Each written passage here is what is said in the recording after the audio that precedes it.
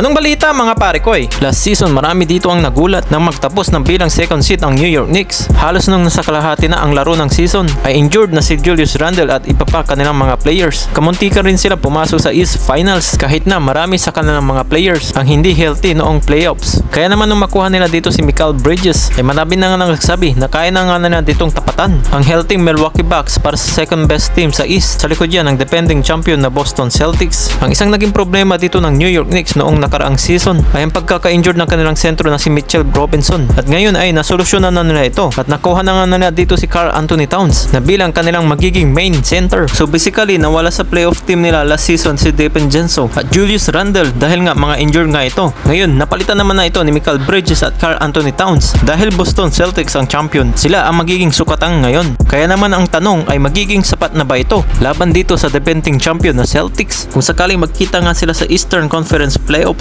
Pero mayroong isang bagay na nakakasigurado. Yan ay pinaghandaan nga ng New York Knicks ang team nila para yan sa Boston Celtics at Milwaukee Bucks. Pinalibutan nila ang team na ito ng mga solid defenders at masisipag na mga role players. Maganda nga matchup dito ni Mikal Bridges at Anunoby. Defensively yan kay Brown at Tatum. Talagang mapapasubo rin dito ang Boston Celtics. Kung makandado man ni Derek White dito si Bronson ay pwede rin sila makabawi sa depensa ni Mikal Bridges at Anunoby. Dito yan kay Tatum at Brown. At nandyan rin si Josh Hart na napakasipag at handa maglaro ng 48 minutes per game. Magiging kabang-abang nga ang matchup na ito. Ang pagiging fit dito ni Karl Anthony Towns ay hindi naman magiging problema dito sa opensa. Hindi naman siya gaanong ball dominant. Ang isang bagay lang na concern dito, yan ay kanyang depensa dahil meron nga ito minsan nakatamaran. Pero maasahan naman ito sa kanyang perimeter shooting na talagang hindi ito pwedeng iwanan ni Kristaps Porzingis. Ang isa pang katanungan dito sa New York Knicks, kung kaya ba ni Karl Anthony Towns na bilang maglaro ng full-time center sa kadahilanan niya na palagi ito sa labas dahil parang nagiging mas fit sa kanya ang pagiging power forward. Nakita din naman natin yan, di ba? Nung nakalaban nila dito ang Denver Nuggets. Sa usapan nga dito ng Boston Celtics ang New York Knicks, agad naman sila dito magkakasubukan dahil silang pinakaunang game sa 2024. October 23, 7:30 AM Philippine time ang game. Bago rin mag-umpisa ang game na ito, magaganap ang ring ceremony ng Celtics. Sa harap yan mismo ng New York Knicks. Isa yan dito sa mga aabangan natin.